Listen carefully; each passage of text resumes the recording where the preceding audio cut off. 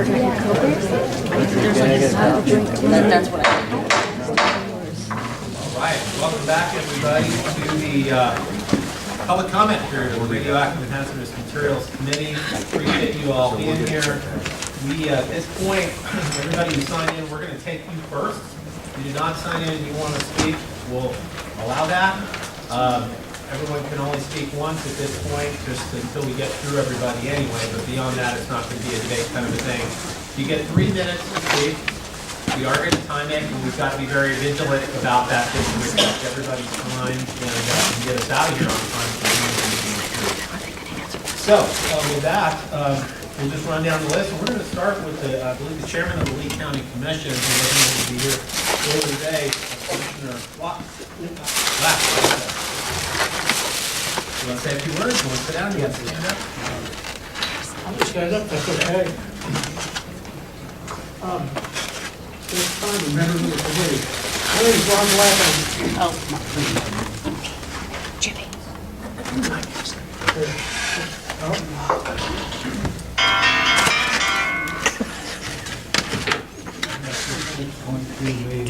Could you see if that's right? Hello? Okay. Okay. I'll start over. My name is Ron Black, and I'm the chairman of the Lee County Commission, and I'm here to speak on behalf of the Holtec project. I apologize for not being here to welcome you this morning. We had a county commission meeting this morning, and so I wasn't able to be here early, but I do appreciate you coming to Lee County for your meeting. I know it's a long ways down here. I'm here today in support of the interim storage project by Holtec International. Lee County has branded itself as the Energyplex, and while we're best known for oil and gas production, we also have several wind and solar projects on the ground and more in the planning stage. Nuclear is a very important part of the equation, as Urenco USA operates the nation's only uranium enrichment facility here in Lee County. The citizens of Lee County are well informed on the subject of nuclear energy. Urenco has been a very good corporate citizen and provided well-paying jobs and millions of dollars in tax revenue for a number of years. For several years, New Mexico Junior College has handled nuclear training for Lockheed Martin. I have lived in Lee County for more than 50 years and seen the booms and busts of the oil economy. We have been aware for many years of the need to diversify our economy so that we are not totally dependent on the ups and downs of one industry. Although we are still heavily dependent on oil and gas, we have had some success with Urenco being our poster child. The Holtec project is a project that we are ideally equipped to take on. It is a project that, despite what others may say, will produce virtually no air pollution and use virtually no water. The jobs it creates are important to the economy of southeastern New Mexico, and the tax revenue created will also be important to local governments in our area and to the state of New Mexico. I live here, my children live here, my grandchildren live here. I have a great-grandchild that lives here. I would never support this project if I wasn't 100% convinced of the safety of this project. There's one other very important fact I'd like for you to take into consideration. If Congress makes the decision to move forward and create an interim storage site, there are only 2 applicants.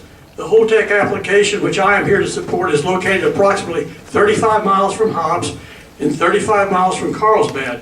The Holtec technology is an underground storage plan that is already being used and found successful at some of the nation's on-site storage areas located at nuclear power plants. The other application being considered is by WCS. It is for a site located in Andrews County, Texas, approximately 3 miles east of Eunice. In fact, about 75% of Lee County's population lives within 20 miles of this site. Their technology calls for an above-ground storage system that I don't feel would be nearly as safe as a Holtec underground system.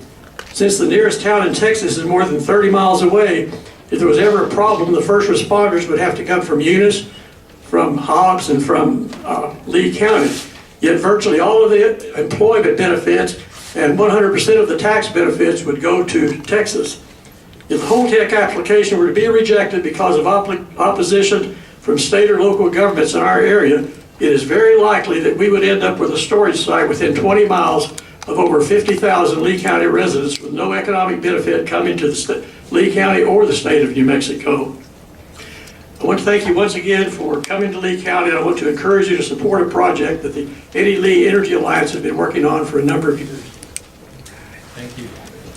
Mayor Cobb. Did you want to speak? Public comment? Okay. One more thing I want to say. I'm going to have to leave because I have a junior college board meeting at 1:30. I don't want you to think I'm saying my piece and walking out on you. Chairman Steinborn, members of the committee, again, welcome to the community. It's been a pleasure hosting you today. We look forward to having you come back. My name is Sam Cobb. I'm the second-term mayor of the City of Hobbs. I'm here today representing the City of Hobbs and the Eddy Lee Energy Alliance in support of the science-based evaluation of the interim storage application by Holtec International. The political leadership and citizens in Hobbs and Lee County are some of the most informed individuals in this country to the facts and the myths surrounding the entire nuclear cycle.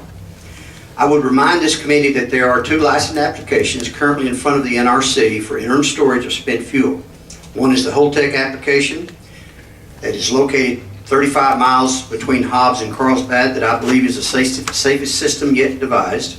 Additionally, its operation will create jobs for our citizens in Lee and Eddy County and a sustainable revenue stream for many years for our local governments as well as the state of New Mexico. The other is a WCS application that is located in Texas, approximately 15 air miles southeast of Hobbs. I believe its design is not as robust as the Holtec design, and I know that if WCS receives a license there will be little or no economic benefit to our local governments or to the state of New Mexico. It is naive of us to think that oil and gas can always be 1/3 of the source of revenue for the state of New Mexico and a primary driver for revenue for our local governments. We must look for projects that will diversify our revenue and provide sustainability. It is also naive of us to think that there will not eventually be a place chosen for interim storage. The American public wants it. They want spent fuel moved away from our population centers, unstable geographic regions, lakes, and streams. The scientific community and the nuclear industry and in our government are well aware that the Southwest is the most viable location. I encourage the committee to include these facts in your thought process as you evaluate your support for the Holtec application, and would remind members of this committee that have White Sands, Sandia Labs, and Los Alamos National Laboratory in your respective districts or close to your districts that the citizens of Southeast New Mexico have always been in support of these important installations in our state. Again, thank you for coming to Hobbs, and look forward to working with you in a continuing dialogue on this important project. Thank you.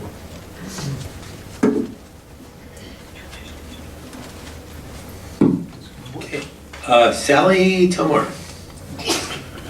Oh, my bad. I'm just going to look at the ones who wanted to speak. Nicholas Maxwell.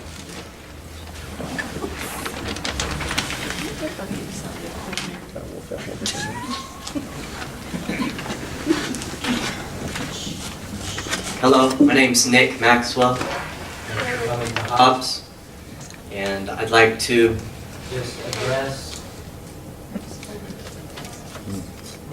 address more so the Eddy Lee Energy Alliance organization. I really can't speak for Holtec, but I can speak that Eddy Lee Energy Alliance has been notified of violations for their minutes, their meeting minutes where their board meets and records what they do, and they ignore those notices.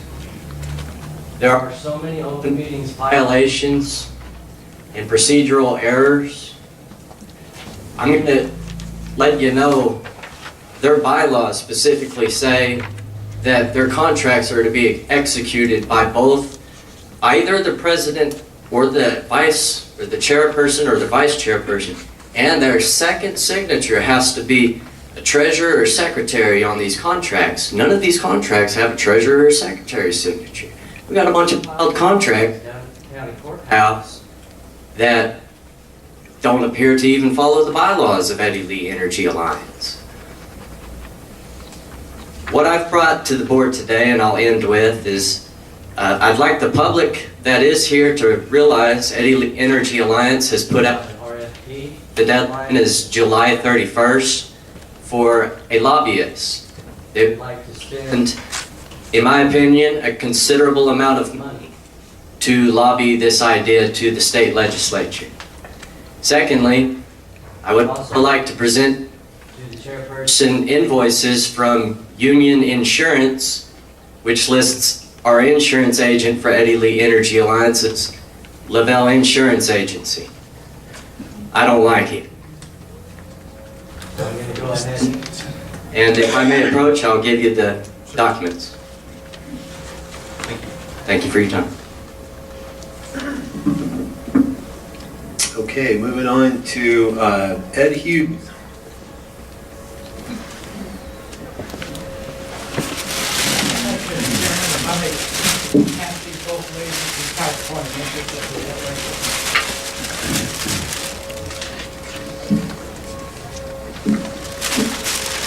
Good afternoon, Mr. Chairman, members of the committee. I come here as a landowner from northeast New Mexico who had just faced an analogous situation with the proposed Department of Energy borehole high-level nuclear waste disposal site. This is not WIP material we're talking about, the high-level nuclear energy. And what quickly came out of this is that how do you do this?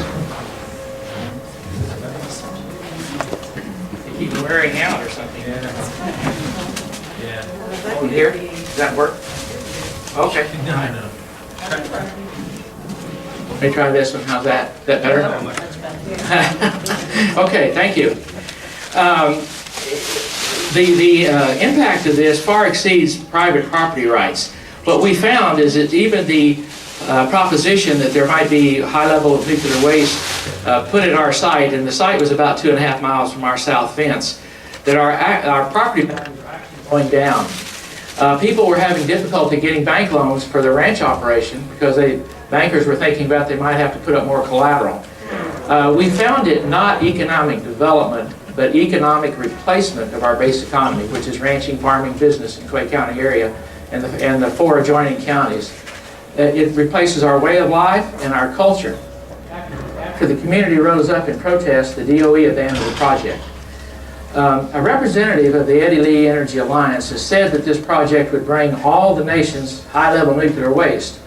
And it is an economic development opportunity and is benign. That was the exact opposite of our experience. It was far from benign. Just from the fact that you can't get insurance against nuclear accidents tells me that there's a real issue here. We couldn't get it for our ranch if the stuff came in. I want to read a quote from the San Diego paper. This is New Mexico group makes its pitch to store San Onofre's nuclear waste, which Holtec has some canisters on site. In the search for finding a place to move the 3.55 million pounds of nuclear waste from the San Onofre Nuclear Generation Station, acronym SONGS, one question has always come up. Sure, it would be great to send all that spent fuel as far away from the beach as possible, but who would ever be willing to accept it? On Thursday night, those attending the quarterly meeting of the SONGS Community Engagement Panel heard directly from representatives from a private industry looking just to do that. This is a statement, one person's waste is another person's most valuable possession, said John Heaton, who is leading a group called the Eddy Lee Energy Alliance, who wants to build a massive nuclear storage facility in the desert of southeast New Mexico. I'll give you credit for that, Mr. Heaton. If nuclear waste is the most valuable possession and is an economic development opportunity and is benign, then why doesn't California and every other state in the union that has this take advantage of that? Take, for example, Illinois, with its 10 or so nuclear reactors, depending on who puts out the numbers. If Illinois was a nation, it would be the 10th largest nuclear power in the world. But Representative Shimkus from the state of Illinois has sponsored a bill to change the law so that the Holtec Interim facility can be built without a permanent repository being established. Yeah. Oh, I've got 1 minute? No, your time's done. Just finish your sentence. It's already done? Oh, okay. I have a lot more to say, but thank you for the time. I'd like to speak again if there's possibility. Okay. Thank you. Thank you. Okay. Would it be helpful if we did a subtle little eye thing, or That would be helpful. we kind of do a little something? All right. We'll try to kind of raise our hand in 1 minute. Okay. Gene Harbaugh.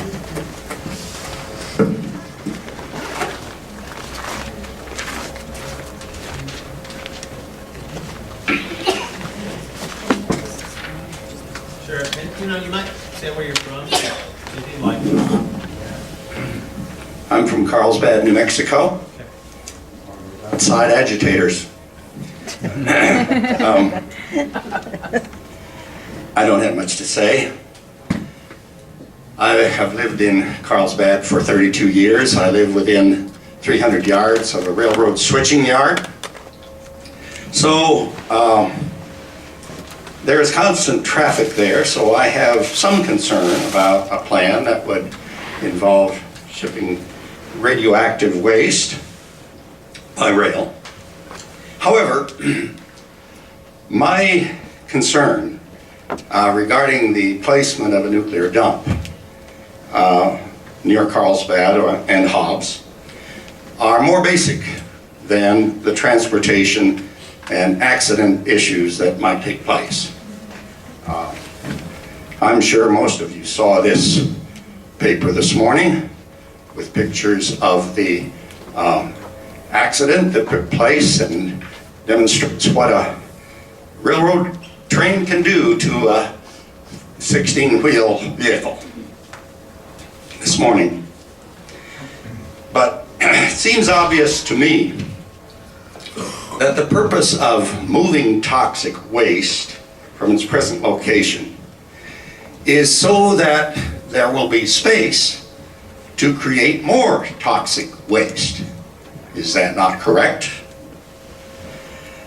And if, in fact, the removal of waste to the proposed site in New Mexico is essential for the long-term benefits of the nuclear industry, then this is really why we are doing this, is to perpetuate the creation of more nuclear waste. So when will we come to the realization that an industry that produces a toxic substance which cannot be disposed of should cease producing that substance? It's impossible to justify creating, let alone transporting, a substance that threatens the security, the health, and the well-being of the citizens of this nation. Thank you.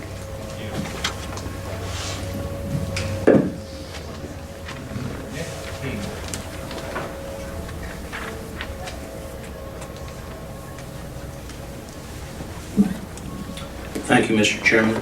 I'm Nick King. I'm a citizen of the Kingdom of God and a steward of His great creation.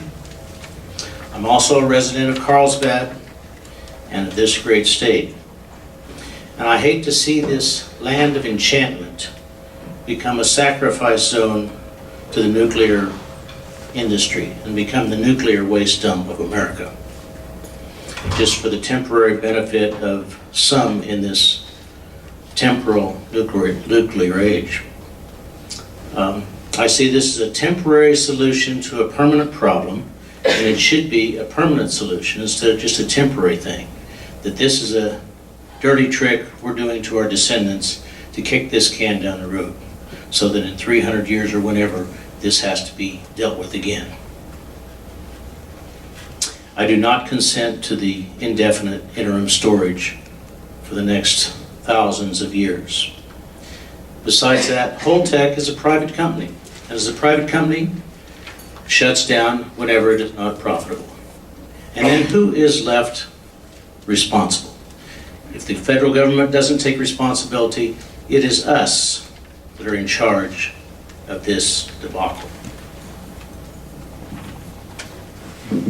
Melody Beckham, City of Jow. City Council. I don't have a lot. Can I just stand right here? You can use the mic, and I apologize. Just helps everybody here. Okay. Thanks. Okay, first of all, I'd like to say thank you all. I know that some of you guys are not happy with the City of Jow, and I apologize for that. I think our biggest concern has been a lack of information. As Mr. Black pointed out, this has been going on for years. I found out about it about 3 months ago.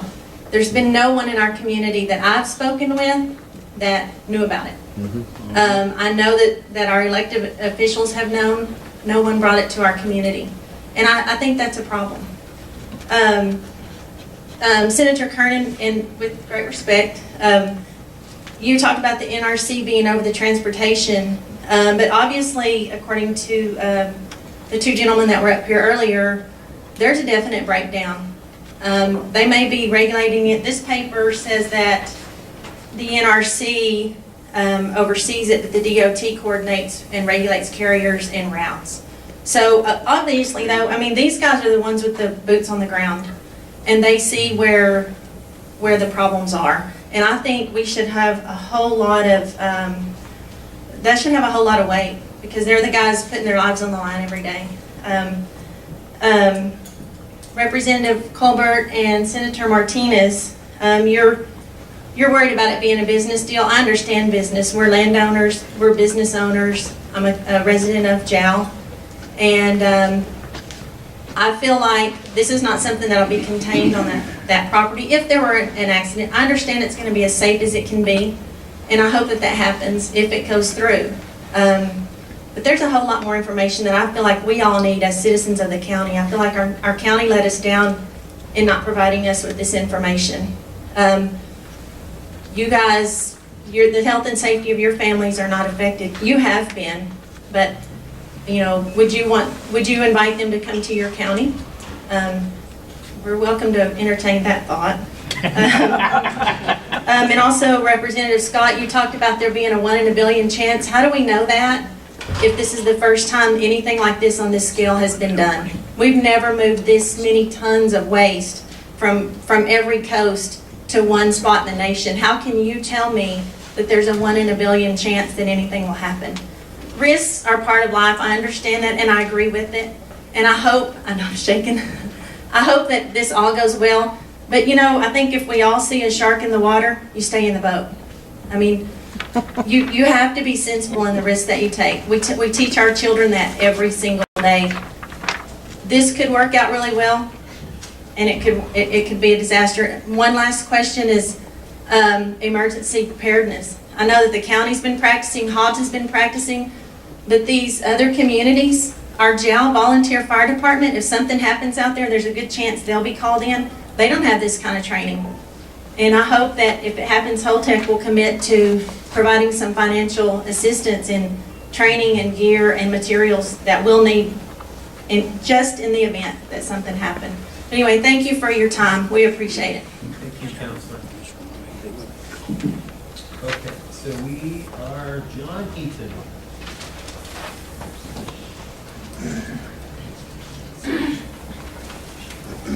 Good afternoon, committee. First of all, let me just make a comment. I'm kind of disappointed that we don't have some of the rail carriers here to make comments, and DOT nationally to make comments about how they oversee waste. But let me make a few comments, if I could, about transportation, since that's the focus of the meeting. First of all, there are 4 layers of protection, of containment, in both the cask system and the storage system. You just saw the fuel pellet come around, and it is a solid material. It is then contained in a zirconium metal tube, which is welded shut. It is then contained within a canister, which is welded shut, and then it's subsequently contained within the cask that it will either be shipped in, or in this case, in the concrete matrix that it will be stored within. So there are 4 layers of confinement that most assuredly prevent any release of the nuclear material out of those 4 layers of confinement. The Holtec 190 cask has a 15.5-inch wall on that cask. It's made of steel and lead, and there's boron within it to absorb neutrons. And so the outside dose on that, the NRC allows 10 millirem at 2 meters from the outside of the cask. The Holtec cask has 2 milligrams per hour, and you would have to stand in one place for an hour to get the equivalent of a dental x-ray. And people working in the rail system are up and down the train, and they're doing whatever they're doing, and being in one place and getting that dose is very, very remote. In fact, probably would never happen. So this 4 layers of protection is really important. The shipment is by train, And there are typically, it will be done with unit trains. It will have 7 to 10 cars in that unit train. They are inspected by not only the FRA, but they're inspected by DOT prior to their leaving, prior to their departure, to make sure that they meet those standards. There are only the shipments that will come. There will probably be only one a month. You talked about the dense shipment of 10,000 shipments. That's ridiculous to think they're all going to show up in 1 month. They'll be shipping about one a month, 10 canisters, if you will. The shipments are satellite tracked. The caboose on that unit train will be filled with guards and guns, and it will be highly secured, and it'll be satellite tracked. This is Category 7 waste. It will not be allowed to go over 50 miles an hour, as you heard earlier, on the very best rail in the system. As the rail diminishes in quality, then the speeds drop significantly. So this is all about physics. It's about what happens to that cask if it gets thrown off the train. And I think you all understand, the faster it's going, the more force that it will receive on it, and the more probability of damage to the cask. But slowing the cask down means that the probability of any kind of destruction to the cask then is significantly reduced. You heard the number 1,000,000,000 to 1. So just to give you... John, time's up, and you can finish your thought. Oh, I didn't see the minute. I didn't see the notice. Just real quickly. There have been 1,300 spent nuclear fuel shipments in the United States without incident, without a release. There have been 850 naval shipments, also without incident, without release. There have been some 30,000 shipments worldwide. WIP has had 12,000 shipments, and WIP also has gone 4,000 million miles. That's like going to the moon and back 28 times. And there have been no releases. There have been 12 accidents. I'll never say there won't be an accident, but in fact, I need to finish up here. So at any rate, the point is that this is a different type of waste that's monitored and managed very, very carefully. Thank you. Thank you. Karen Hanning.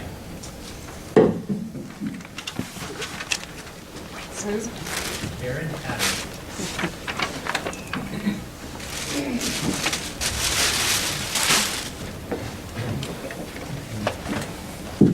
Good afternoon.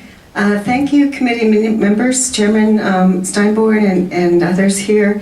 I appreciate you looking carefully at these issues. And you've heard some very important testimony today.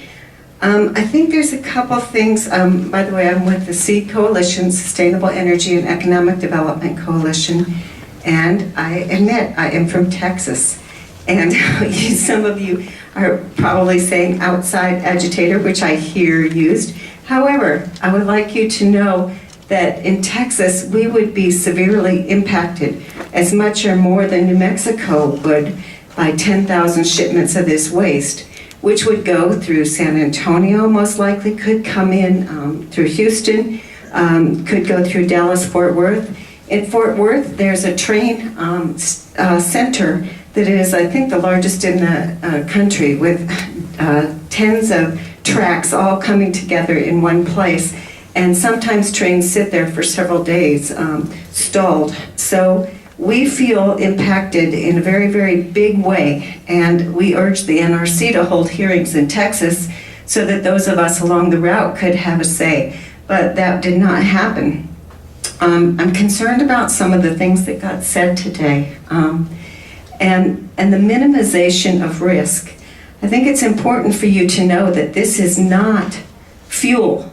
This is not the pellets of fuel that come into a reactor. Spent fuel comes out of the reactor at least 1,000,000 times more hot in terms of radioactivity than the fuel pellets that go in. So please be aware that when this goes on the rails, it is incredibly hot in terms of radiation. The NRC studies have said that this waste is deadly. The NRC has said if you are 3 feet away from unshielded waste, you will be immediately incapacitated and die within a week. This is deadly stuff. Importantly, there's been a lot of talk about when do you take on risk and when you don't. This waste does not have to move. It does not have to come here. It does not have to go anywhere. In some locations, if it's close to the ocean or a river, they might want to move it as little as possible away from the water. But there is no reason whatsoever that that waste has to come here. It's just because those communities want rid of it. Why do they want rid of it? It's dangerous. Most all reactor communities fought like hell not to have a nuclear reactor in their backyard. There's been over 100 that were operating at one time. Now this community is getting ready to consider having the equivalent of 100 nuclear reactors in their backyard. I don't think that's right. I don't think it's fair, and I don't think it's safe to ship it on the rails, and you heard it today from the railroad engineers earlier. Thank you very much.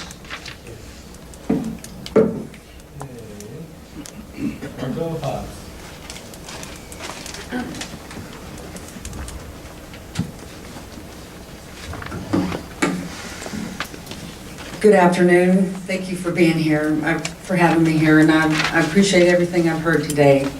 My name is Margot Hobbs. I come from Amarillo County, Amarillo, Texas, Randall County. My family were some of the very first founders here that came on covered wagons. Founded Hobbs, came to Hobbs under the Homestead Act. I have many family and friends here.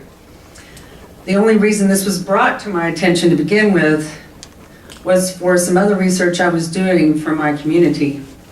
A few months ago, it was brought to my attention that there was significant cancer and disease issue in Lee County. A particular concern was the large numbers of brain cancer and especially a large number of glioblastoma. This is on a spreadsheet. It is documented.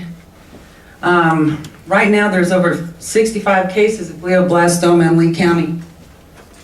Normal rates for this cancer is 3 in 100,000 people, and we have 71,000 people in this county. I was going to talk about WIP, but we obviously know what happened at WIP, that we didn't make it 14 years without decontainment, that we have problems, that Trump has increased the budget for WIP possibly to $403 million in 2019 so that we can fix the issues that have happened. In regards to the Lee County Alliance and Holtec, it's made to look like it's a consortium of the communities and the counties and the people. But make no mistake about it, as we heard from Representative Colbert, it is a business. And it's 8 board members. What is an LLC? 8 board members who have equal investment and ownership, many of them who are dispersed through our city and county government. These individuals stand to profit immensely. This happens. Anyhow, there's a lot more I have to say, but many have pointed to the water and air pollution as a source of the high cancer rates. Holtec and the Eddy Lee Alliance says that we're a stable environment, and that we have strong consent of the community. What constitutes strong consent? Is it fair and just to allow the Alliance to speak for all of southeastern New Mexico? Has there been any effort to include the minorities of our community? With notices and information on all levels, it has been quoted, "One person's waste is another person's most valuable treasure." The thousands of tons of nuclear waste is not my treasure, and it's not to be my inheritance. Thank you.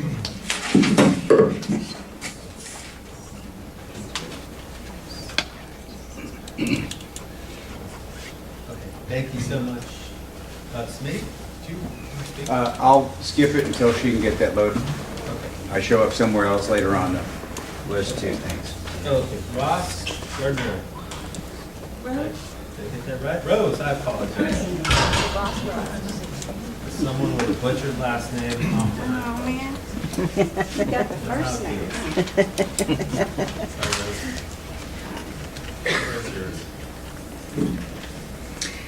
Good afternoon, committee members and Chairman Steinborn. I believe this committee should take heed to the railroad experts and the other experts that have not given their opinion today. Not necessarily the NRC, who is only a regulating agency. Protection of railroad workers is of the utmost importance, as is first responders and others that will be in contact with this high-level nuclear waste. Since there hasn't been much response to your 60 question letters, then you don't have the answers.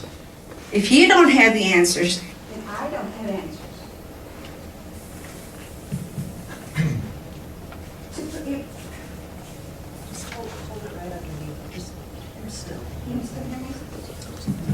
Okay, to impress upon you again, there is a deadline of July 30th, 2018 for any public comment to go into the NRC for this application. After that, there won't be any more public comment allowed. You can go to their meetings and they'll hear you out, but this is an important time for us to speak up, including you, the committee. Some members here want to shove this private business deal through without all the necessary answers. It is apparent there will be no response. When some of the New Mexico legislators requested that the NRC delay the application process, there were 7 legislators that signed on. They said they didn't want it to be slowed down, move it on through, and they got their way. Those 7 should really try hard to get these entities to submit their answers. As a lifelong resident of Eunice, Uranco and WCS, I see the grass fires that come so close to those facilities. How long will it take to get fire and emergency responders to the whole tech site, 35 miles away from any of these communities? I see how the train accidents and derailments make the news daily. I see that the railroad experts are telling you there are problems that are not readily solved. Are you listening? I do not consent to a private company, Holtec, in this case, nor WCS, to transporting high-level nuclear waste, nor do I support the storage of high-level nuclear waste in my state of New Mexico. I do support Haas at the reactor sites, which are at this moment the interim storage sites.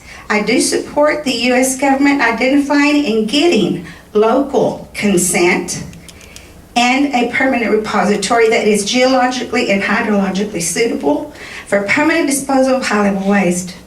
During this time, the railroad and other agencies should be working towards getting the answers to all the questions they have and the issues that they have to overcome.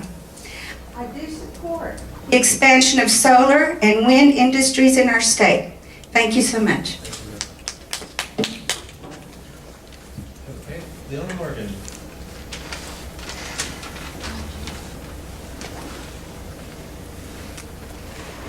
Just 1 second.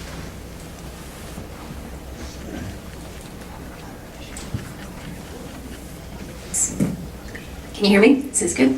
Okay. Thank you. Good afternoon, members of the committee, Chairman Steinborn.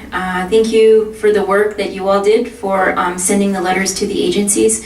My concerns are not just about the site itself, the transport, and I have some other major concerns that could be coming up.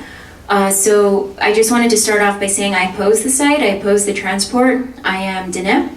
So as an Indigenous person, pretty much everybody else are outside agitators, as it were.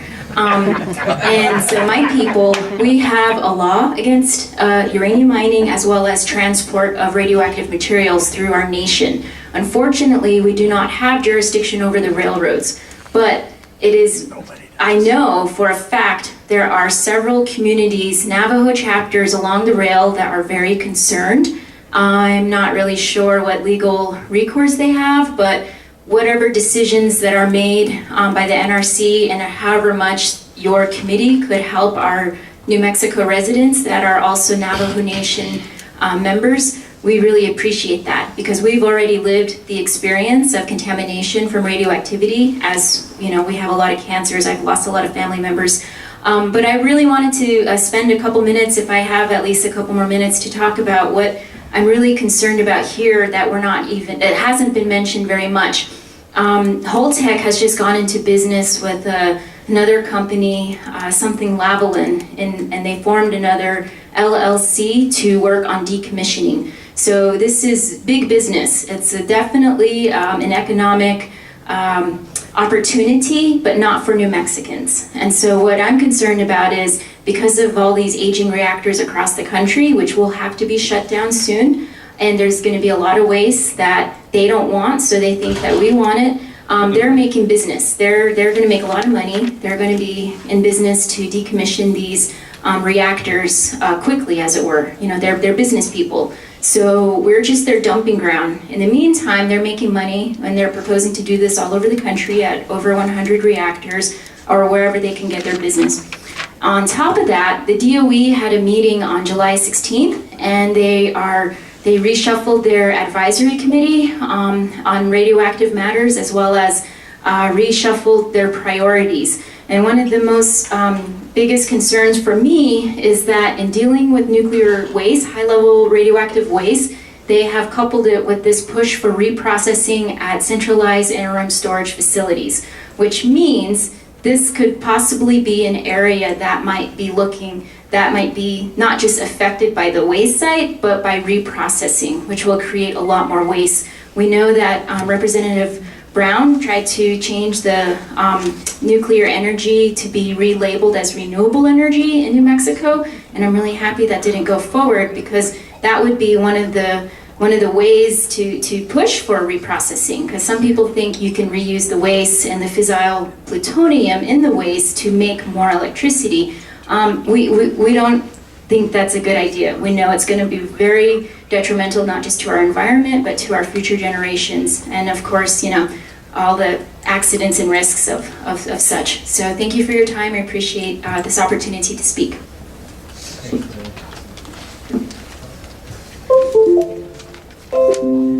for committee or not? I can move on while you're queuing up. Okay, we have Lorenzo Velasquez. Back on the list. Okay.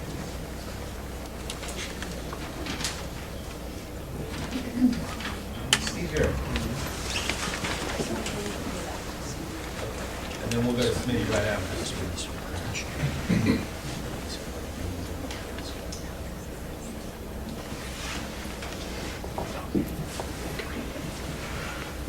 Chairman Steinborn and members of the committee, welcome to Hobbs. My name is Steve Vurick, and I'm a Lee County resident. I serve as the president of the Economic Development Corporation of Lee County. The EDC-LC, as we're known, previously worked closely with Urenco in their process to locate a uranium enrichment facility here in Lee County. In spite of the significant out-of-state opposition to nuclear facilities, Urenco has proven to be an excellent facility and corporate citizen.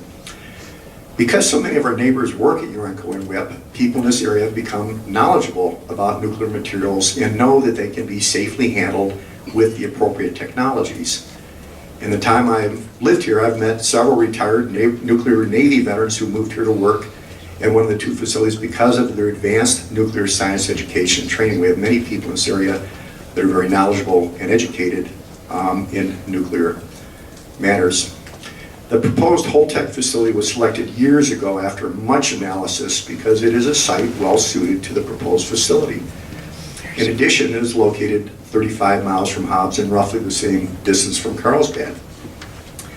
Holtec was selected because they're out of other options because their system is the safest and the most proven in the world. Their high-star cast has passed all Nuclear Regulatory Commission testing and modeling with the level of radiation released at 2 meters, 5 times less than the NRC standard. It is the safest and most proven technology in the world. While we support the Holtec project, we are concerned, as has been mentioned by a couple others, about the other main interim storage site alternative, the Waste Control Specialist joint venture with Orano USA and NEC International. The site that they have proposed to NRC is perched on the Texas side of the border in Andrews County. While that proposed project is over 30 miles from the nearest Texas community of Andrews, it is only 5 miles from the city of Eunice. No significant buffer zone is provided in that case. Also, their technology is not to the standard of Holtec. The location in Texas, their location in Texas, much closer to Lee County communities with less proven technology, would mean that Lee County and the state of New Mexico would incur more risk without the significant economic benefits of the proposed ALEA facility, including high-paying jobs. Extremely high tax revenues, particularly property tax revenues, to support education and public services, and buffering from oil and gas cycles. That is the reason why the ALEA consortium of public entities was formed initially, to receive those benefits.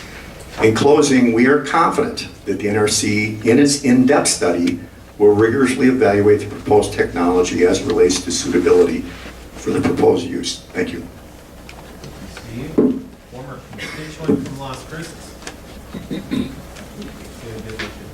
All right, moving on back to Smitty. Thank you. Tom Smitty Smith.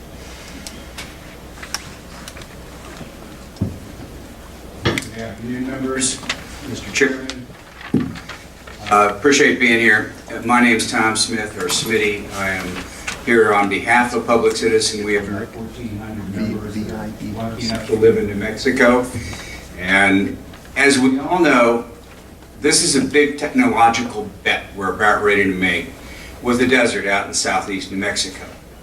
And as this microphone has proven, the best technology we've been able to buy doesn't work often when we expect it to, or nor does it we expect reliably. I'm here to talk with you about what we think are the big risks. Transportation. The biggest risk is what happens if this becomes a permanent dump site and it never goes away. What happens if there's an accident? What if there is a terrorist attack on a shipment of waste going out to the site at one of the major cities in the United States? What happens if cask leaks? Or what if the water at the site leaks in? And there's a lot of secrecy and inconsistencies in the applications. And everywhere we put one of these things, with one exception, these dumps have leaked. And we have to rely on Congress to come up with the fund. Good luck. If we could go to the next slide, I'd appreciate it. The second slide kind of goes through some of the, keep on going down one please if you will. So the government's been searching for a site to put this stuff since the 50s, and they haven't found it because nobody wants it because it's so dangerous. Yucca Mountain's a wet site, and it's unlikely it'll ever be permitted. So what happens if this becomes a permanent site? Will these canisters last 1,000,000 years? No, they're not even talking about that. They're guaranteeing maybe a couple hundred. Who's going to pay to repackage it? And is the federal government going to be good for their word? Who pays to guard it, and who's going to maintain it? Next slide, please, Shannon. This is the big question for you. When you look at where the waste is, it's primarily to the east. It's going to be coming down the rail lines through Texas into southeast New Mexico. And it's going to be coming on canisters or casks like that. They're somewhere in the neighborhood of about 207,000 pounds. You heard today these tracks are rated 143 pounds, or tons rather. The map up there on the right kind of shows where, this is from the Holtec app as I recall, it shows where that rail line is. And the rail line that is likely to come down is going to be through Clovis and down to Roswell, Carlsbad, and then over to Hobbs. They're going to build a special spur. But on the very right-hand corner, it shows the big flaw in this idea. And that is that that rail line goes right over the very edge of the sinkhole. That's what you're betting on, is that that rail line is not going to fall in the sinkhole carrying a load of this stuff. Now, the NRC says we're going to have maybe one accident in 10,000 shipments. And that's, good luck. I'm hoping that's all you have. And it might break open and may contaminate an area. If it does, it's 42 miles that it's contaminated in an urban area that's $9.5 billion to clean it up. Next slide. You got to wrap up. All right. As Donald said earlier, train accidents aren't rare. And the last slide, and you'll have an opportunity to look at this later, basically goes to, there are a lot of questions you ought to ask the NRC if you meet with them about their responsibility and who's going to take care of it. And Mr. Chairman, I would like to donate a red file to Shannon can flash at people when they're at their 1 minute. Okay, that'd be helpful. Thanks. Moving on to Alfinda Squire. All right. Al Squire, I'm sorry. Al and Linda. Sorry. That's a good try. My wife couldn't make it though, thanks.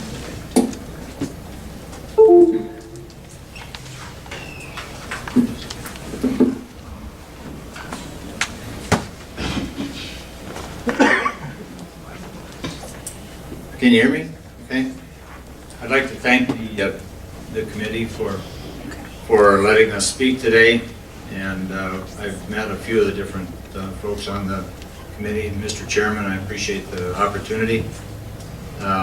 Representative Brown, we've met before, and Mr. Martinez as well. My wife and I are both graduate veterinarians. We graduated quite a few years ago. And we operate a dairy in Hagerman. It's called Southwind Dairy. And I'd just like to speak very briefly, since we only have 3 minutes, about the dairy industry in the state. Most of you people understand at least some parts of it.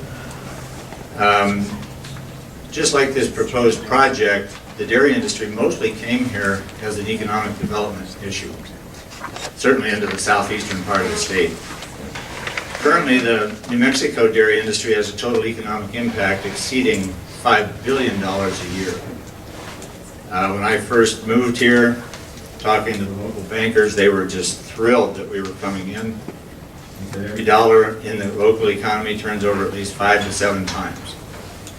The dairy industry currently provides employment for nearly 6,000 people directly, and over 17,000 jobs are generated indirectly from other people that we hire. Most of the milk is delivered to 2 large cheese plants in the state, and the largest one in the world is in Clovis.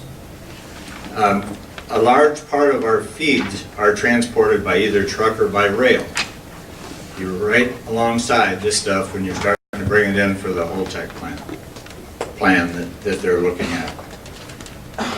Any of our feeds could be potentially contaminated. These type of things, I hear people saying, well, if you walk past this cask several times, you'll only get about the equivalent of dental x-ray. My training says that that's cumulative. And you are going to, if you walk by that cask enough times, you're going to have some problems. Radiation is not safe. It is not safe, and we're asking to put this stuff in our area, in our state. And we're looking at risking all of our businesses. There's every one of the New Mexico dairy producing operations are family operations. We built them pretty much from the ground up, and we really risk that. And if we run the risk of any kind of a contamination of the feed, the water, the cows, the air, we're out of business. Who is going to pay for that? If I can't sell my milk, if I can't sell my meat, who's going to feed my cows? Who's going to pay for it? I think that's something everybody needs to look at, because there is a very substantial liability issue. One thing I would like to close with, if everybody says these things are so safe, why don't we just use those casks and leave it where it came from? And I think that would be a lot safer. Or anybody that wants to vote for this, maybe they should put a cask in their garage for the rest of the next 20 years or so and see how safe that is. Thank you. Thank you. Okay, Carol. Carol Levine?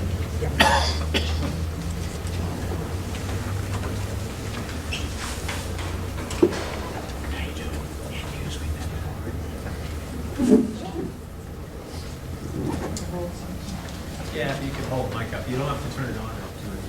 Okay. Well, good afternoon. And Good. I think it's on. okay, is that working? Okay. Thank you. My name is Carol Levine, and I'm a resident of Hobbs. My family and I have been here 40 years. So the New York accent has really been overruled, but it still sounds like that. A lot of what I wanted to say has been covered. It seems to me what keeps coming up is the transportation issue. And we keep hearing that the licensing doesn't have anything to do with the transportation issue. License Holtec and then deal with the transportation issue.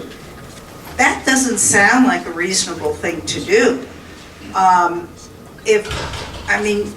If you have to look at the transportation after you license them, are you going to tell Holtec they can't go ahead with the building and everything? Of course not, they're licensed. And then if you find out the transportation issues don't work, you're going to tell them to tear it down? It just doesn't make sense to me.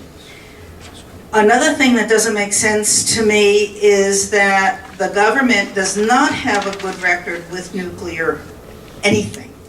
And to move this stuff over a railroad system that may not work just doesn't make sense to me.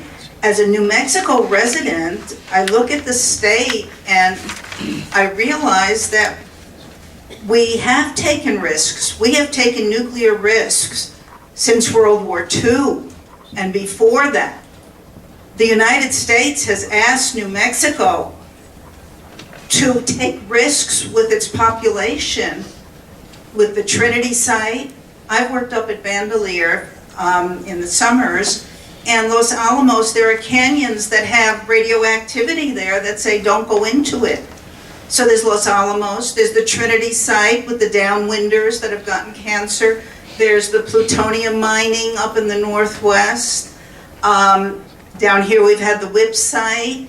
There's all sorts of things that New Mexico has done for the country.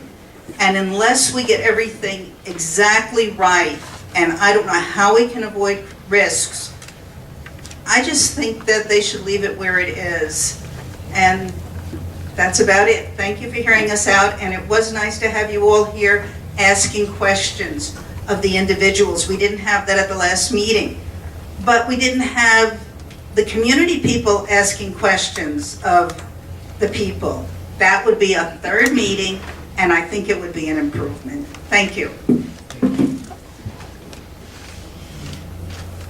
We have a Danny Johnson who said, maybe.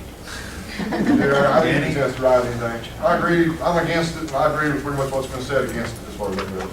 Okay. Thank you. Moving on to Dick Doss.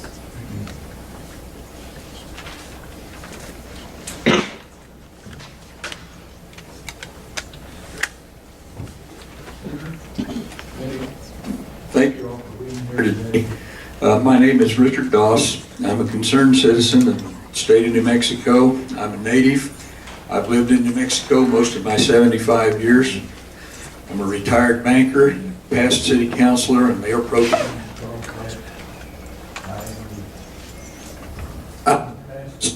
Stick with it. I'm the past secretary of the Energy Communities Alliance, known as the ECA. Hey, Dick, why don't you try to get it kind of squarely underneath your mouth there? Okay. There you go. I'm past secretary of the Energy Community Alliance of ECA. It's known as the ECA. It's a national group out of Washington, D.C. I'm here to speak in favor of Holtec and the Eddy Lee Alliance project. We have had support from the city of Carlsbad, the city of Hobbs, the counties of Eddy and Lee, the Carlsbad Chamber of Commerce, the Carlsbad Department of Development, and I see the Hobbs Department of Development has been here today. We have national support from the ECA. This project is last year. Yeah, this project is critical to the fuel cycle, to putting our nuclear putting the nuclear fuel at the end of the fuel cycle, putting it away safely. Okay. It's critical to the safety of the country by removing waste from sensitive areas, rivers, ocean cliffs like San Onofre, and seismic activity areas and populated areas. this area, this is in a safe, remote, dry, and inert area. It also provides economic possibilities for Eddy and Lee County, which is part of the nuclear corridor in New Mexico. We started the nuclear age with Los Alamos. We should be part of the end of it. And this project also provides us the opportunity for research. It will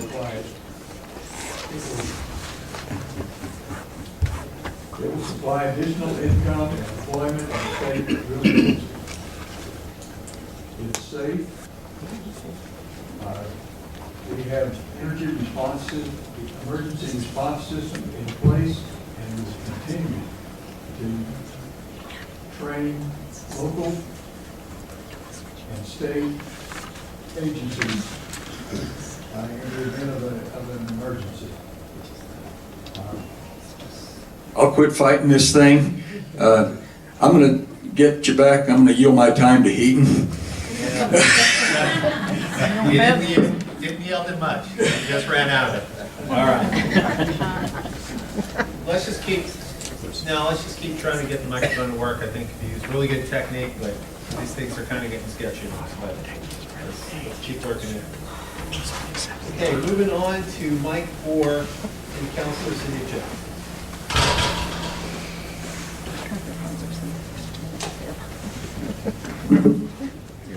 Thank you, Mr. Chairman, allowing us to make public comments. I've lived in jail for almost 50 years now. We are opposed to the nuclear waste site. We passed a resolution a couple of weeks ago, the City Council unanimously stating that we oppose the nuclear waste site. Unlike the other folks, if it's so safe, let's put it in a canister and leave it where it's at. Thank you very much for your time, sir. Dave Pearson.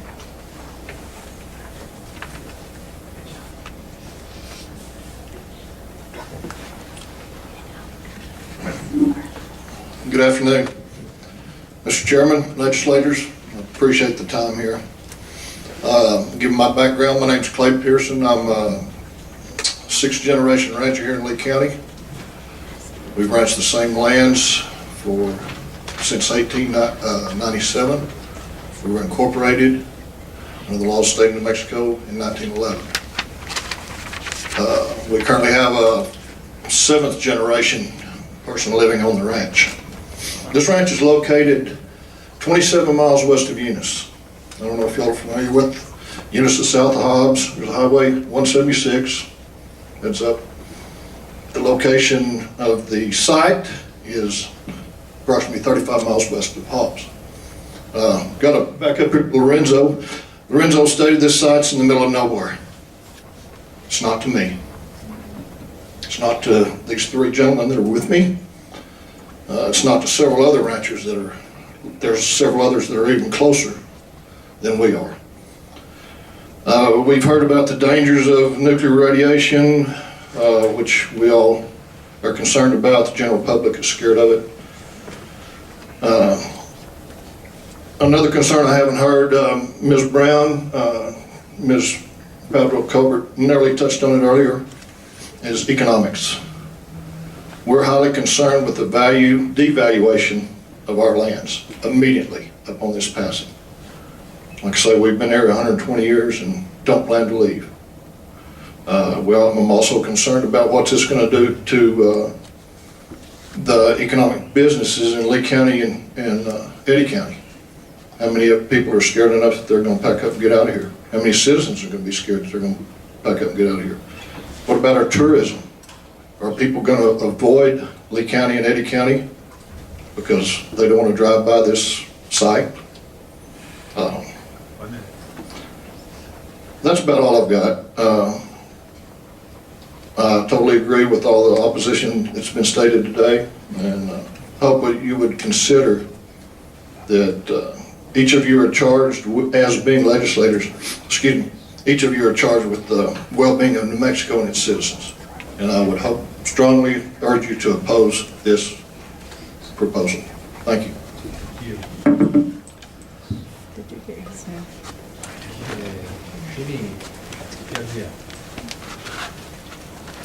I'm not as old as they are. But I am, my name's Jimmy Gazia. I have been in Roswell, in Chavez County. Is the microphone, please? Sorry. Thank you. Is it working? It is working. My family's been in Roswell for 120 years as well. And I'm deeply opposed to this project. Keeps talking about economic development. I'm a pecan farmer. We've been pecan farming since 1965. We also have a lot of oil and gas interest. And I own interest in 4 sites that are less than 10 miles from this proposed Holtec site. So I'm very concerned about my businesses.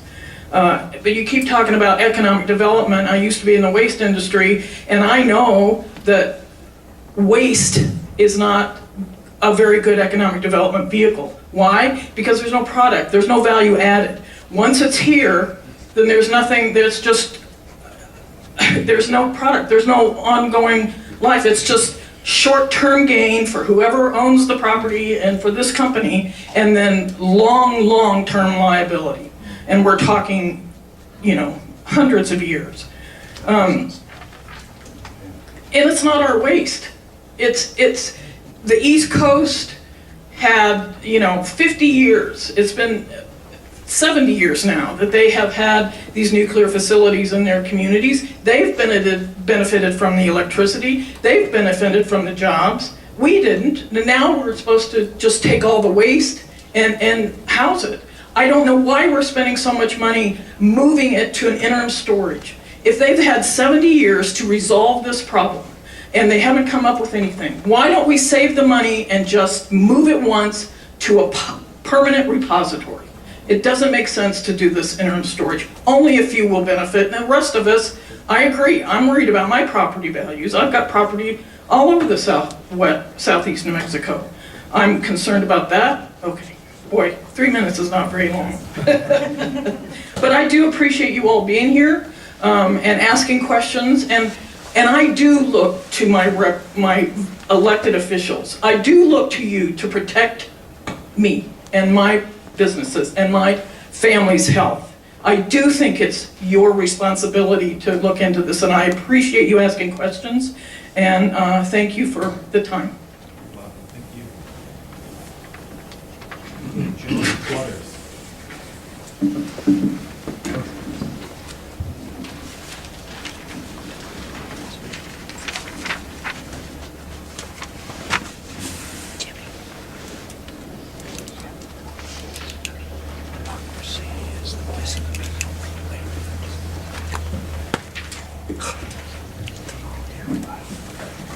Well, thank you guys for coming to southeastern New Mexico. I think it's, definitely shows a lot towards our state to make sure that they go to the areas that are affected and are working on projects like this, regardless of where it is. So again, I want to thank you for coming down here. I think it's important. Little bit about me. My wife and I were raised in Carlsbad. I've lived in like 6 different places in New Mexico. Spent my entire life here. Met a lot of great people across the state. I will tell you that southeastern New Mexico is the place that I decided to raise my children. I brought them back here after WIP. I will tell you that I went to high school in Carlsbad, and I remember a lot. I mean, it's almost deja vu. The things I'm hearing now from a lot of the people that are worried, and some are fears, but some are just outright, oh my gosh, where'd that come from? Because we went over this years and years and years ago. The WIP has been open now for some time. There are no 5-headed cattle roaming around. I hunt out there all the time. Haven't even shot a 5-headed quail out there. The property values, you want to go to Carlsbad and ask what the property values are. They've maintained. They never dropped a notch when WIP opened up. Economic development is important for us in this area that depend on a commodities-based market like potash or like oil. Definitely the state depends on us continuing to contribute our portion or maybe even above our portion for the state's budget, their severance tax bonds, things of that nature. It is good to have something to fall back on for this area so that we continue to contribute when the markets go down, and they do go down. Sometimes they go down at the same time, which is kind of scary. WIP has helped us get through that time period. The recession that everybody else experienced in the 2008 to 2009 time period did not affect Carlsbad near as bad because of the fact that we have WIP, the diversification of the industry. My son is able to come back from New Mexico State and cruises and have a job to work at that he can support a family on. I'm proud of that. I'm proud of the work that my predecessors did to pull that in, and I want you to consider that and consider the concerns that are being raised here are important concerns. Just because I've heard them before and others have heard them before doesn't mean that they're not important. But please consider the science, consider the true facts. There are a lot of things that have been said about WIP. I guarantee you the people in Santa Fe should be very happy that WIP existed, because if there was no WIP and the activists would have gotten their way back in the 90s, guess what? That waste would have still been up there in Los Alamos, on the mesa, upwind from you folks in Santa Fe. And had those containers gone off there, we'd be dealing with a lot better situation rather than it being contained underground in the area that we have it. So it did work, and definitely that's something that I'm very proud of. I'm very proud we're part of the solution here in southeastern New Mexico, and I want you to consider that again, that as we move forward, consider the concerns, look at the concerns, look at the facts. I think that's very important. I'm an environmental biologist by training. I think that's very important. But use the science. Don't use the fear to make your decisions, because I feel like we can move forward, and New Mexico is good at that. We have great national laboratories here and great people, and definitely one of the best workforces in the nuclear industry down here in southeastern New Mexico. So once again, thank you guys for coming, and look forward to seeing you again. Thank you. Daniel Johnson.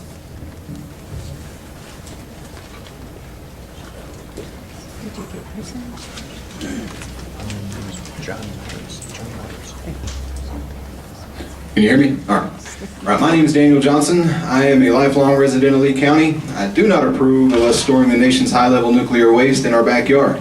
I know that there's a lot of other citizens, which you've all heard today. In fact, I've been kind of keeping a track of it, and so far I think we're at like 7-4 and close to 14 or 15 against. There's a lot of citizens that feel the same way I do, I guess what I'm getting at. The main question that I always have about this is why not store the waste where it's generated? Instead of taking the risk of transporting it across the country on rail cars to a facility in our desert. The answer I usually hear is it would be safer to store it in an area away from heavily populated areas. I get that logic, I really do. But if there was an accident or disaster to put under 100,000 people in a 75-mile radius in danger, then it would be better to do that than 3 to 4 times as many people in a large metroplex. I guess it all looks good on paper until you and your family are the ones that are going to be affected by it. That's the problem that I have with it. It seems to me that the politicians and businessmen that are making all of this happen believe that we are expendable and can be bought by the promise of economic stability. The one thing I believe should happen before any permits are issued is to allow the citizens of this area surrounding the site that could be affected by a disaster or accident to actually have a vote on whether or not they want to expose the future generations of this area to the long-term risk that the site carries. Since we, the citizens, are the ones that are going to have to deal with all of this, we should have a say in it. There should be some type of vote, whether it be to the counties, to the cities, whatever. But right now, we haven't had hardly any say in it except for 2 meetings so far. And they've been trying to get this going since what, 2007 or 8? And it's 2018 now, and we've had 2 meetings on it. It's been going on for close to 10 years, and there's been hardly any public input from anybody. So, since, like I said, we're the ones that should be able to decide on it, since we're the ones that have to accept the risk. It's supposed to be a temporary interim facility until a permanent site can be secured, and as far as I know, the Holtec is going to apply for up to 120 years worth of permits. That's pretty dang permanent for everybody in this room. Does anybody here plan on living that long? I mean, I don't think that's going to happen. So I mean, that's going to be permanent for everybody sitting in this room. Even the first 40-year permit that they're trying to pull is going to be permanent for over half of the people sitting in this room. And that's the problem that I have with it. They say, oh, it's just going to be temporary. No, it's pretty stinking permanent. I mean, it's what it is. Let's see. In closing, I hope that you guys, the NRC, and our local representatives listen to what the citizens here want by a vote. Don't just, all of this seems to be just kind of, the citizens don't matter. Our opinions don't matter. We're going to do this anyways, regardless of what anybody thinks. And that's the way I'm looking at it. It's the way I foresee it, because we haven't had any chance to have any say in it until, how many days do we have before the NRC closes? Like 12 more days before their comment period closes? Okay, and I don't know. I think it's ridiculous that all this stuff is going down without any type of say or vote or anything else by the people of Lee and Eddy County. And I think that you guys, being people that the people of Lee County and everywhere else in the state of New Mexico have voted in, y'all wouldn't be sitting up here at this desk if it wasn't for the constituents that are here. I think that y'all need to take that into consideration and do more on y'all's part to actually ask the people what they want, because it hasn't happened at all. And that's pretty much it. And I appreciate y'all having this public comment, and thanks again. Okay, Douglas Lynn.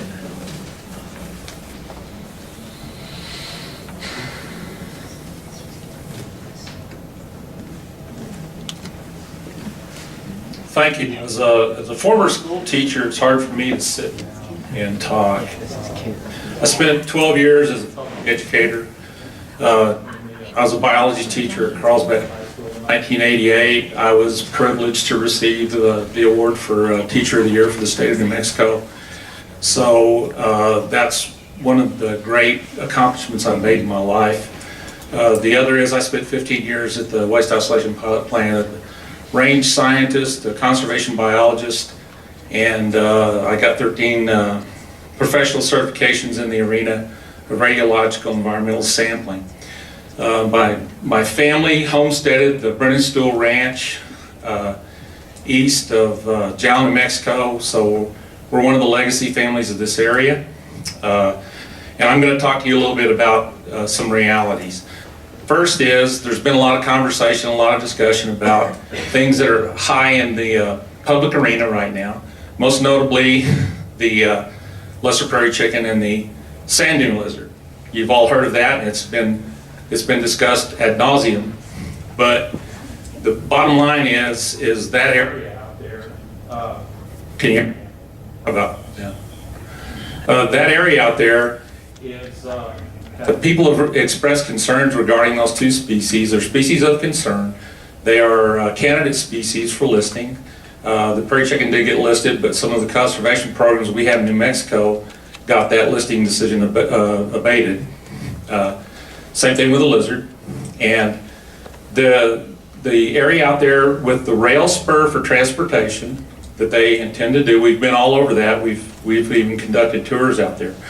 But we've driven that, and we've gone all over that section 13. That is not habitat where either of those species would ever reside or live, period.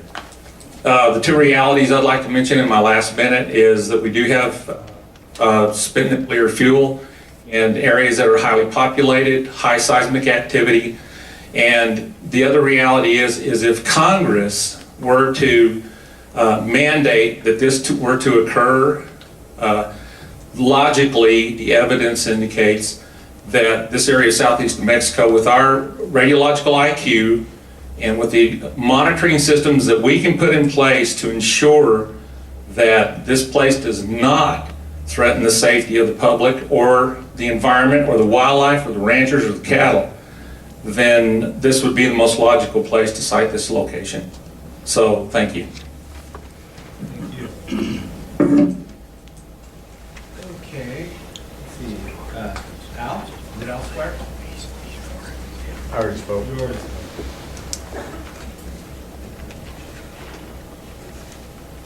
Okay, Trey Hicks. He's not here. He's en route. If you could put him last, please. Sure. Thank Want you. us to bump him down? Yeah, bump him down, please. Okay, you good. Thank you. Moving on to Russell Hardy.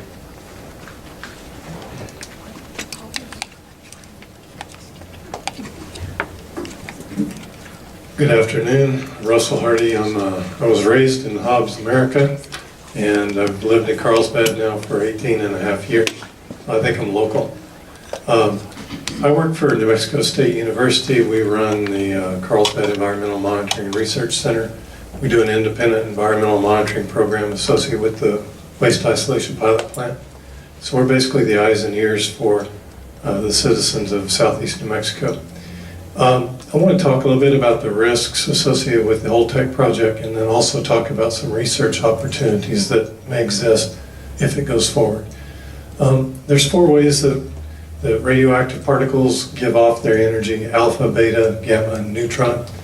The alpha and beta emission is contained by the canister that holds the fuel. So unless something happens to the canister, there's no way that that stuff can get out.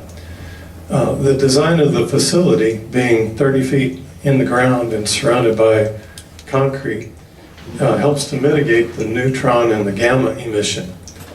So other than a little bit of a gamma emission coming out from the cask, or from the module, containment module, the only byproduct that it will be generated by this facility is heat. As part of their licensing application, they will have to monitor for alpha, beta, gamma sources. And I'm hoping that they will also fund an independent monitoring program such as ours, so that there'll be 2 sets of eyes looking at that data. I want to go back to the heat aspect. There's a lot of research opportunities with this project if it goes forward. Number one, with the engineering schools in the area, Texas Tech and New Mexico State, there'd be a lot of projects that would stem from this, looking at canister degradation, canister corrosion, canister cracking, metallurgical components. But also the heat is a very important thing. This is something that if we don't do anything with it, it's just going to evaporate. It's just going to go into the air. But think about if we could get a pilot project to capture the heat from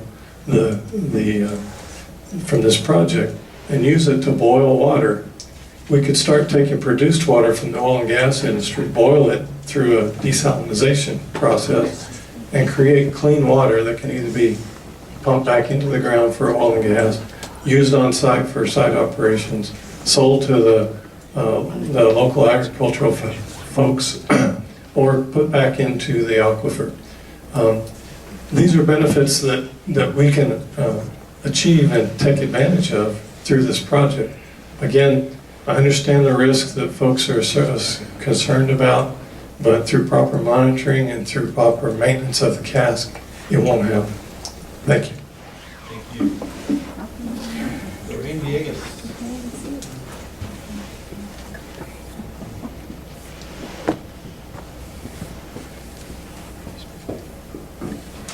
Microphone check. Okay. Hello, welcome to Hobbs. I'm from here. I have a lot of love for this little town. My family's been here a really long time. We've owned restaurants throughout the area, and I now work in the oil and gas industry. And I keep hearing about how isolated that this facility is going to be, roughly 30 to 35 miles between Hobbs and Carlsbad. I know we're number 3 in oil and gas right now, so how far is the proposed facility going to be from the highway? There's a lot of traffic that goes up and down, and I mean, I'm expecting the oil and gas industry to grow, so I don't really think that's isolated. I drive up and down there 3 to 4 times a day. There's also a sand facility that the railroad cars are going to be by. So have those areas been briefed? Do they know what's coming through there? Trucks, the CMVs that go and load from those facilities, have they been briefed? I understand that we're barely to the point where we feel like public outreach should be promoted to the public more, but this project was created in 2006, and we want to get this rolling in, 2020, 2 years. So we're barely to the point where we want to start telling people we've got a lot of work to do. Also, if the railways aren't where they should be, and we got to fix the railways, we got to get first responders brief, we got to provide public outreach and get the rest of our government to come and engage in this conversation. We have 2 years to do that. Got a lot of work to do. Also, I'd like to continue on what Leona was talking about reprocessing. I know that there's an email that should be public record between 2 elected officials a couple years ago that mentioned how they are eyeing this, that they think this area would be great for small modular reactors. So it's kind of clear to me to see that we want to, what the vision is for this area, and incrementally the powers that be are going to get there. We're already well on the way, and this is part of that. So I don't consent. Thank you for hearing me out. God bless and safe travels. Higgins? Or is it Treskins? Trace. Trace. In between. There we go. All right, the floor is yours. I just want to thank you for being here to listen to the thoughts and concerns of our community regarding this proposed development. And I want to tell you that I am an engineer and I live in Hobbs and support this community. We have about 50 employees and families that we support with our business here. And I want to state off on the front end, we're in favor of this project. We've reviewed the engineering data, the proposed designs, the safety record of the company, and we have a lot of confidence that the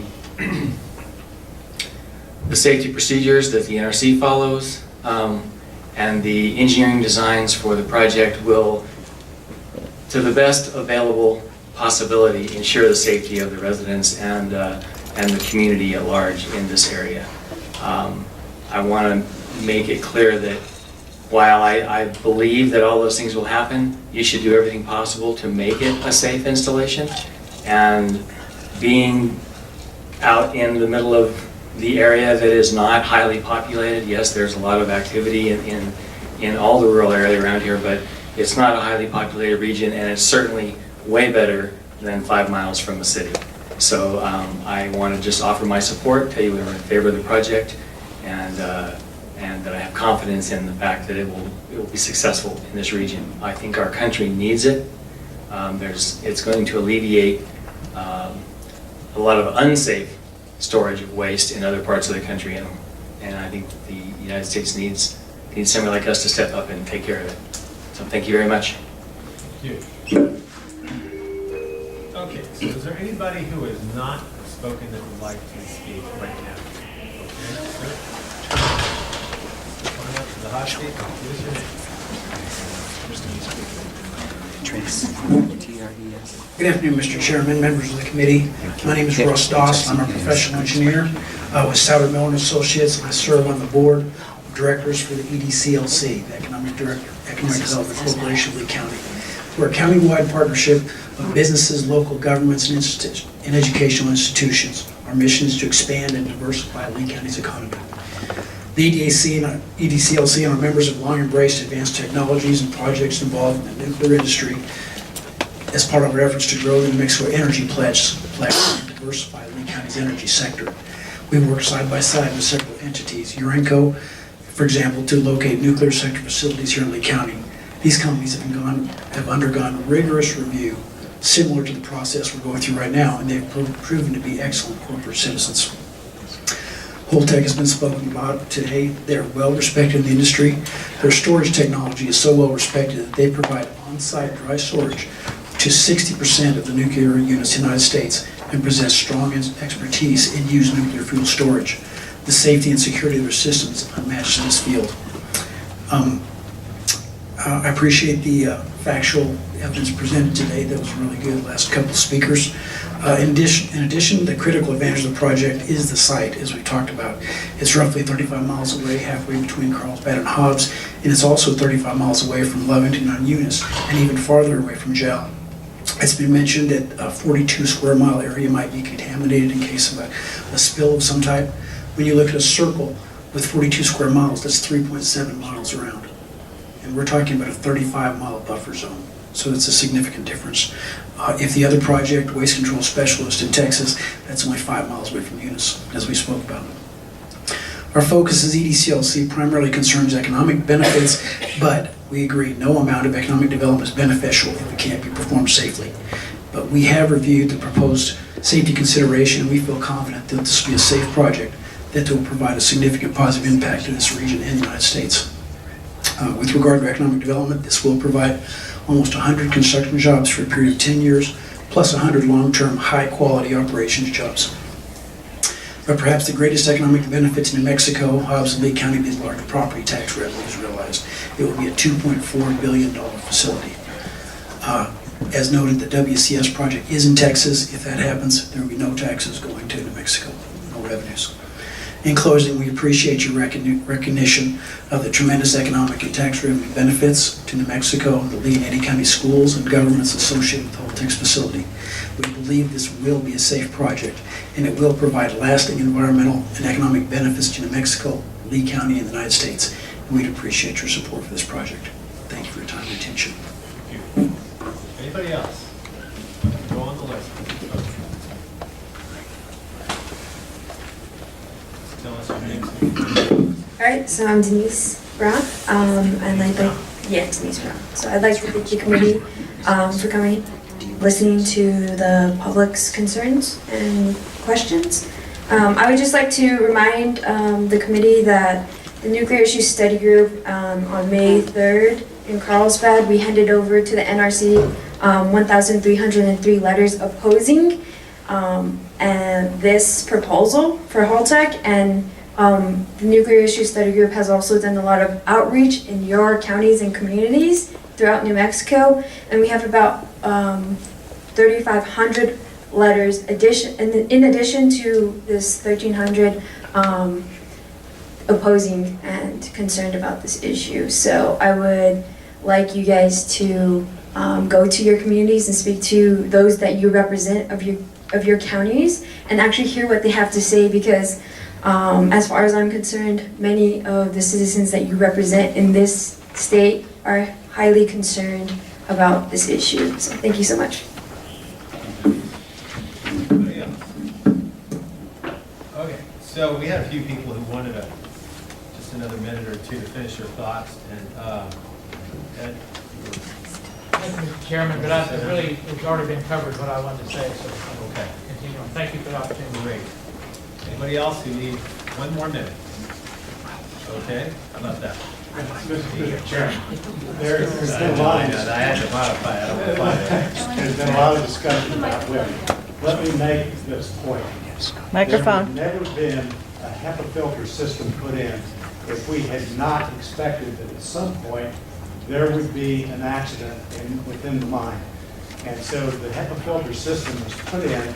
We had always expected that it would be a roof fall. Any mine typically has rocks falling from the ceiling at the back of the mine.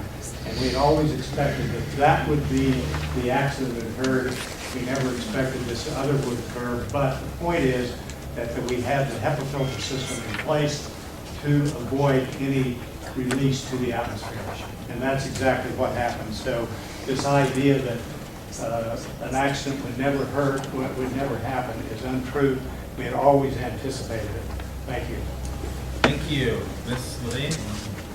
Yes, I just wanted to mention that as far as I could tell, there was only one article in the newspaper about this meeting, and that was this morning. And that's really irresponsible of the newspaper and the media people. But I did want you to know that, so that I think there would have been more people here had they had time to read the paper before they went to work or something and plan for it. But I was kind of disappointed about that. I had heard about the meeting and I was looking for an article, but it was a good article, I guess, today, but it was a little late. Let me speak to that point, and I don't want to blame the newspaper for that. Maybe that was something my fault for not contacting them earlier. We do interim committees all over the place, and I never think I guess I never thought to call and say, we're scheduled all over the state all the time for interim committees, but that was my fault, not the newspaper. So let's see. All right, well, it would be helpful to get more, but that's probably why there were so few people here. One second. Karen, I saw your hand go up. We're in the 1 minute bonus round.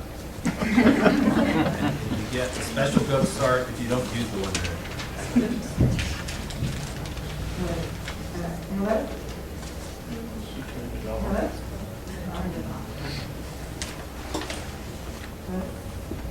Hello? Okay. I would love it if you guys would ask more questions in the future when you can about if there's any impacts of potash on the potential waste, and to take into account that the area is not necessarily geologically stable. There was an earthquake just a couple days ago, And the SMU reports are coming out that there's a lot of shifting in the region. Also, to clarify, the environmental report for Holtec analyzes for 100,000 metric tons, and the application allows for 173,000, and I don't even know where that would come from because there's an expected 140,000 to be produced by U.S. reactors by the time they retire. Also, the number of trains in the car seems to change every meeting that I'm at. One time it was 1, one time it was 3 to 5, and I was at 9 or 7 today. I think we need some real answers to changing questions. Thank you. Thank you.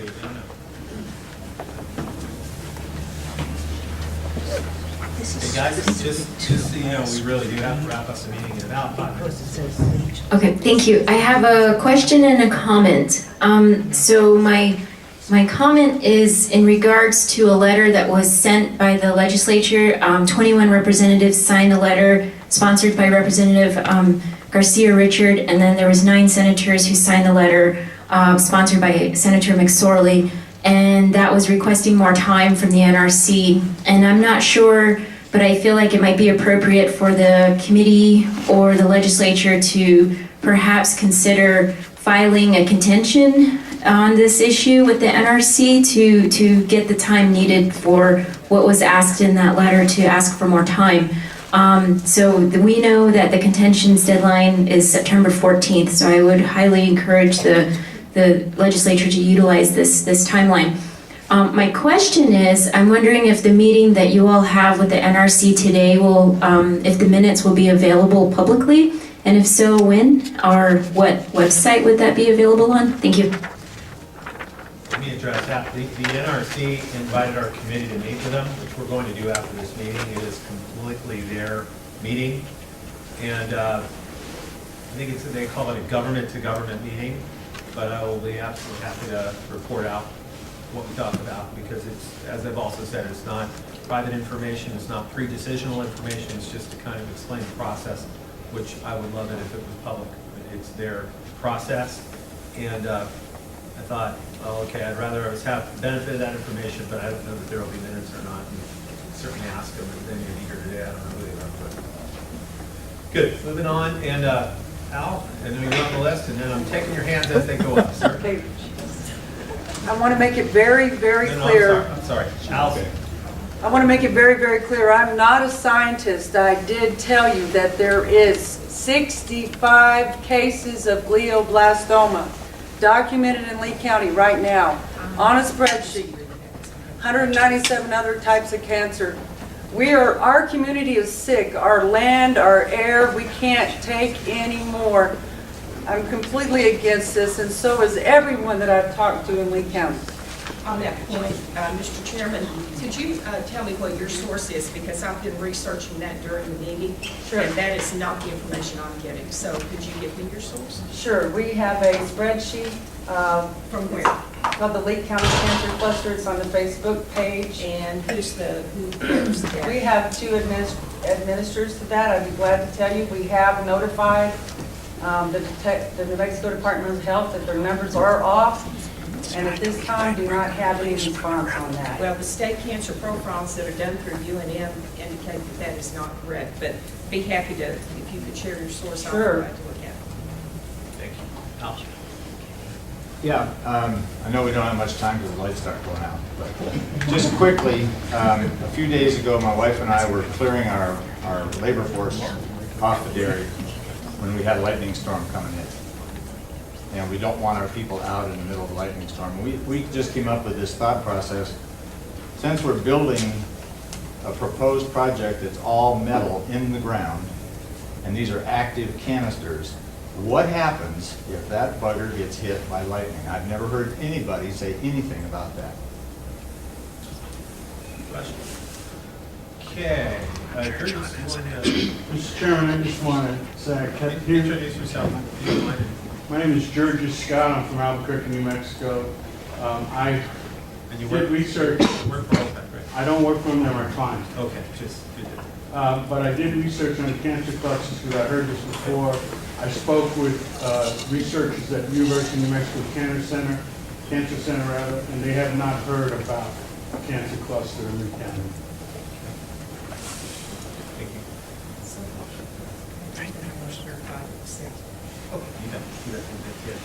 Anybody else want to avail themselves of the 1 minute bonus round? Yes, I just wanted to point out two things. First of all, the WIP issue was brought up, and we know that we had a $2 billion failure there. And it's estimated in the future there'll be another couple billion put into cleaning that up and setting up to make it safer. The other thing I wanted to point out is on the 42 mile square area, we're not just talking about this site out here. An accident can happen in any urban setting, and it could affect millions of people. Thank you. Thank you. Okay. We're going to do just a little wrap up here, and then send the attorney comments. Well, Mr. Chairman, I just want to clarify a comment that was made at the beginning. I think it was Mr. Maxwell that stated that the county purchased insurance from the Lavelle agency, and I just want to clarify, he's not here today, one of our state senators. He has not owned that agency for many years. So I just want to make sure that that is connected, that he is not an owner of the agency, and the fact that Lavelle carries that has no relation to Senator Lavelle. Thank you. All right.